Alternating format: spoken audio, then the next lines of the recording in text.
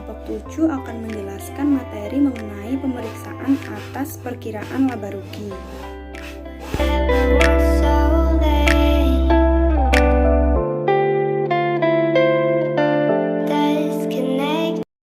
Kelompok kami terdiri atas 2 anggota. Yang pertama yaitu saya sendiri, Salsabila Pramestia Hidayat, NIM 185201115.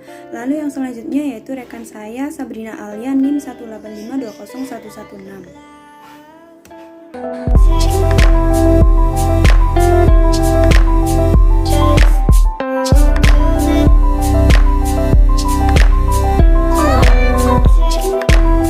Laporan laba rugi atau biasa disebut sebagai income statement adalah laporan yang menyajikan ukuran keberhasilan operasi perusahaan selama periode waktu tertentu. Biasanya periode waktu ini adalah 1 tahun dalam pelaporan keuangannya. Laporan ini sangat bermanfaat bagi pihak eksternal maupun pihak internal perusahaan.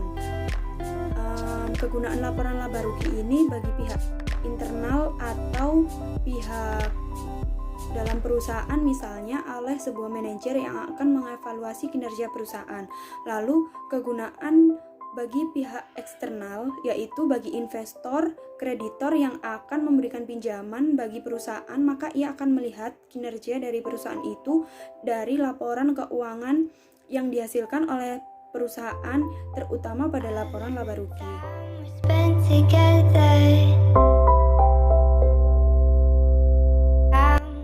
Selanjutnya, mengapa laporan laba rugi itu dikatakan menyajikan ukuran keberhasilan operasi perusahaan selama periode waktu tertentu?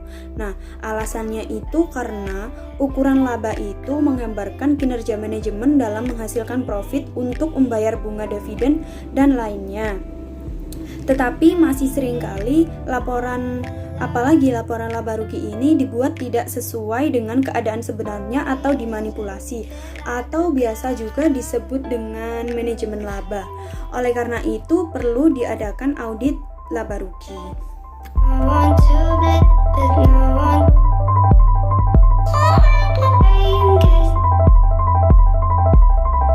Yang termasuk ke dalam perkiraan laba rugi itu ada 6.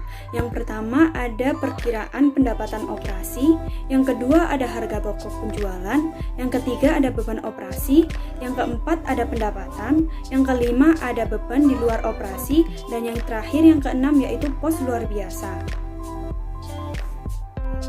Pendapatan menurut PSAK nomor 23 revisi tahun 2010. Pendapatan adalah penghasilan yang timbul dari aktivitas perusahaan yang biasa dan dikenal dengan sebutan yang berbeda seperti penjualan, penghasilan jasa atau fees, bunga, dividen, royalti, dan sewa.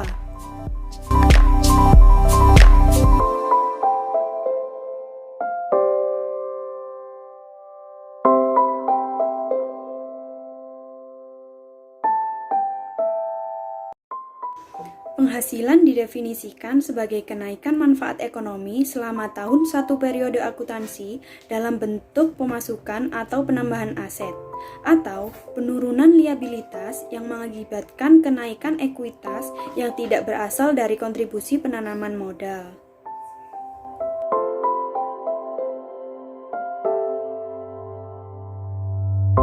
Selanjutnya yaitu mengenai beban atau biasa disebut sebagai expense, adalah pengorbanan ekonomis yang dikeluarkan selama satu periode akuntansi. Jadi beban itu adalah pengeluaran-pengeluaran yang dihasilkan pada saat berjalannya suatu kegiatan operasional perusahaan. Beban juga didefinisikan sebagai penurunan manfaat ekonomi selama satu periode akuntansi dalam bentuk arus keluar atau berkurangnya aset atau terjadinya kewajiban yang mengakibatkan penurunan ekuitas yang tidak menyangkut pembagian kepada penanam modal. Selanjutnya yaitu sifat dan contoh dari audit atas perkiraan laba rugi menurut SAK Etap IAI tahun 2009 halaman 114. Yang pertama yaitu entitas harus mengukur pendapatan berdasarkan nilai wajar atas pembayarannya yang diterima atau masih harus diterima atau ditangguhkan. Ini tidak termasuk jumlah diskon penjualan dan potongan volume. Yang kedua yaitu entitas harus mengakui pendapatan dari suatu penjualan barang jika memenuhi semua kondisi.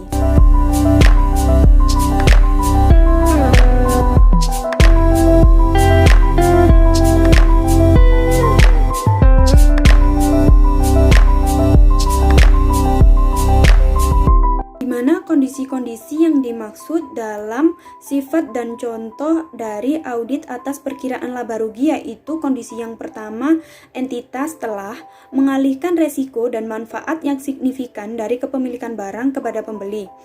Kondisi yang kedua yaitu entitas tidak mempertahankan atau meneruskan baik keterlibatan manajerial sampai kepada tingkat biasanya diasosiasikan dengan kepemilikan maupun kontrol efektif atas barang yang terjual. Kondisi yang ketiga yaitu jumlah pendapatan dapat diukur secara andal. Selanjutnya kondisi yang keempat ada kemungkinan besar manfaat ekonomi yang berhubungan dengan transaksi akan mengalir masuk ke dalam entitas. Kondisi yang kelima atau yang terakhir yaitu biaya yang telah atau akan terjadi sehubungan dengan transaksi dapat diukur secara andal.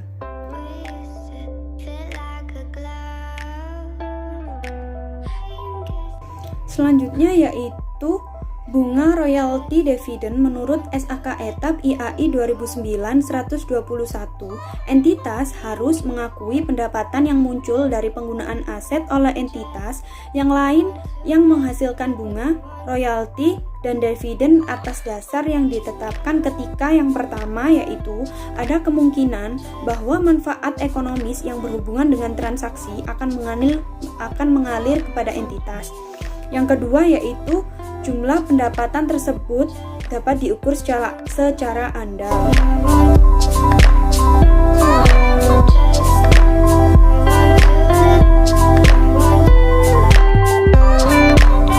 Pendapatan dari penjualan barang diakui jika seluruh kondisi berikut terpenuhi. Jadi ada 5 kondisi yang harus dipenuhi saat mengakui pendapatan dari penjualan barang. Kondisi yang pertama yaitu entitas telah memindahkan resiko dan manfaat kepemilikan barang secara signifikan kepada pembeli. Yang kedua yaitu entitas telah tidak lagi melanjutkan pengelolaan yang biasa terkait dengan kepemilikan atas barang maupun melakukan pengendalian efektif atas barang yang dijual. Kondisi yang ketiga yaitu jumlah pendapatan dapat diukur secara andal. Lalu kondisi yang keempat yaitu kemungkinan besar manfaat ekonomis yang terkait dengan transaksi tersebut akan mengalir ke entitas. Kondisi yang kelima atau kondisi yang terakhir yaitu biaya yang terjadi atau akan terjadi sehubungan dengan transaksi penjualan tersebut dapat diukur secara andal.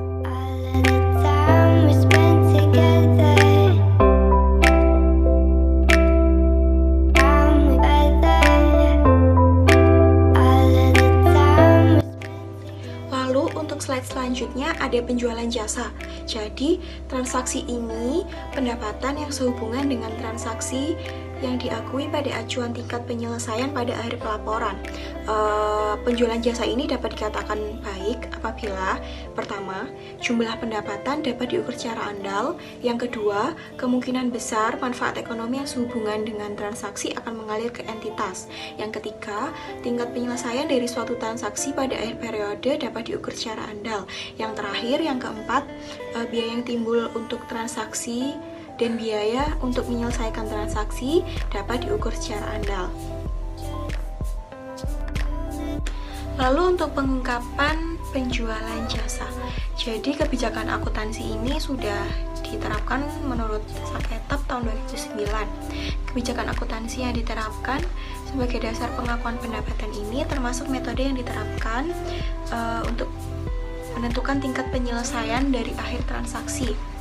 Lalu untuk jumlah setiap kategorinya, pendapatan diakui selama periode tersebut, jadi selama periode berjalan.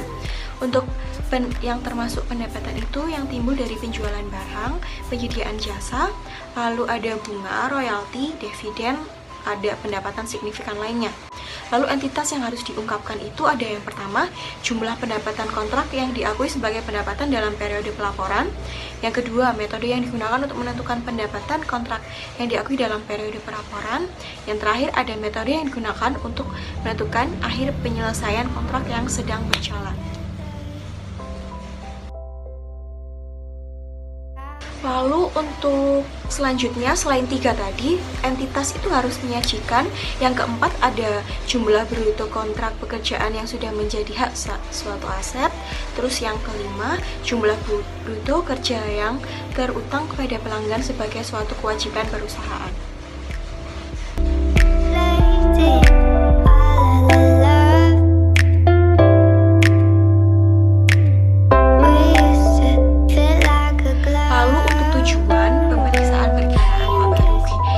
Kira-kira apa sih pentingnya atau tujuannya dari audit perkiraan laporan laba rugi perusahaan itu? Jadi yang pertama itu untuk mengetahui apakah ada internal kontrol yang baik atas pendapatan dan beban. Jadi termasuk apakah perusahaan sudah menerapkan accrual basis untuk mencatat pendapatan maupun beban. Lalu selanjutnya untuk memeriksa apakah semua pendapatan yang menjadi hak perusahaan telah dicatat di buku perusahaan dan apakah pendapatan tersebut benar-benar merupakan hak perusahaan.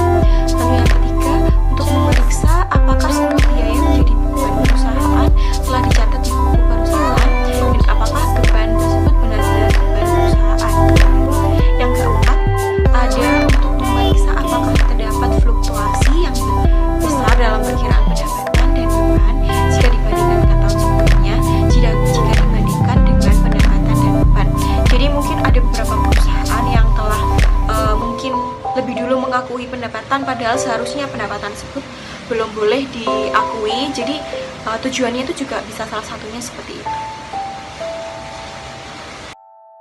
Lalu untuk yang tujuan selanjutnya itu untuk memeriksa apakah pendapatan dan beban yang dilaporkan sudah sesuai dengan SAK, etap, PSAK atau IFRS.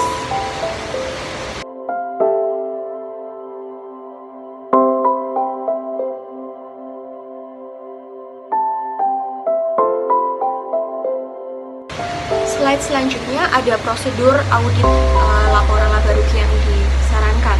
Jadi yang pertama itu harus mempelajari evaluasi internal kontrol atas pendapatan dan biaya pada laporan keuangan. Lalu ada selanjutnya meminta rincian laporan laba rugi untuk periode yang diperiksa dengan angka dan perbandingan untuk periode sebelumnya dan melakukan analytic review prosedur. Lalu yang selanjutnya meminta rincian laba rugi periode yang diperiksa yang dibandingkan dengan budget untuk periode yang sama. Lalu selanjutnya meminta rincian penjualan menurut jenis barangnya atau menurut area penjualannya yang mencantumkan kuantitas barang yang dijual maupun nilai uangnya selama 1 tahun periode. Lalu untuk lanjutan prosedurnya itu memeriksa cut-off penjualan perusahaan. Jadi untuk mengetahui apakah ada tidaknya pergeseran waktu pencatatan penjualan. Lalu selanjutnya adalah untuk membuat analisis terhadap beberapa perkiraan biaya atau pendapatan yang mungkin bisa ditanyakan oleh perusahaan. Jadi mungkin bisa untuk keperluan untuk pengisian SPT atau untuk membuat koreksi fiskal atau mungkin timbul contingent liability. Selanjutnya memeriksa subsequent payment untuk mengetahui adanya undercourt liabilities. Yang ke-8 ada periksa apakah peraturan perpajakan yang berlaku telah ditaati oleh perusahaan dan biaya dan pendapatan yang berkaitan dengan pajak apakah sudah sesuai, seperti itu.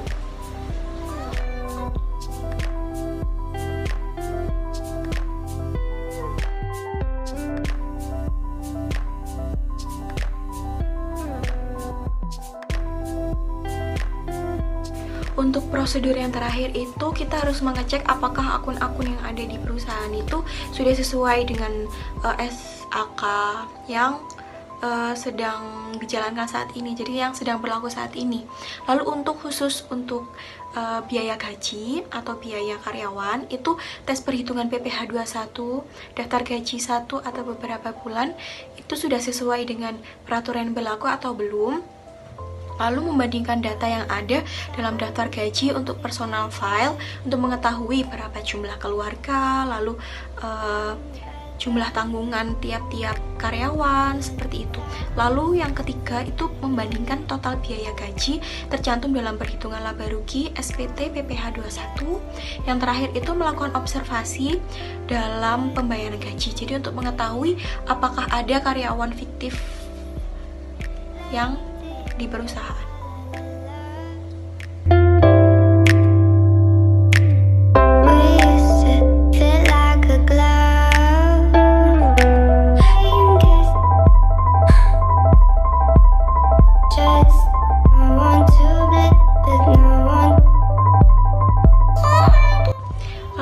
Ada kemungkinan salah saji dalam auditing perkiraan laba rugi. Jadi yang pertama itu lebih saji atau kurang saji saldo akun beban. Yang kedua ada lebih saji atau kurang saji akun neraca yang mempengaruhi akun laba rugi. Jadi kayak semisal itu salah saji persediaan yang mempengaruhi laporan laba rugi. Lalu ada salah saji harga pokok penjualan dan persediaan. Yang keempat ada salah saji beban asuransi dan asuransi dibayar di muka. Yang terakhir ada salah saji setiap beban manufaktur dan akun neraca yang berhubungan.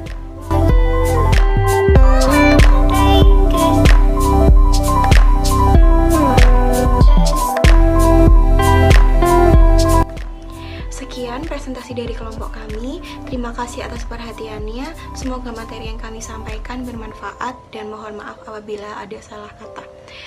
Sekian, wassalamualaikum warahmatullahi wabarakatuh.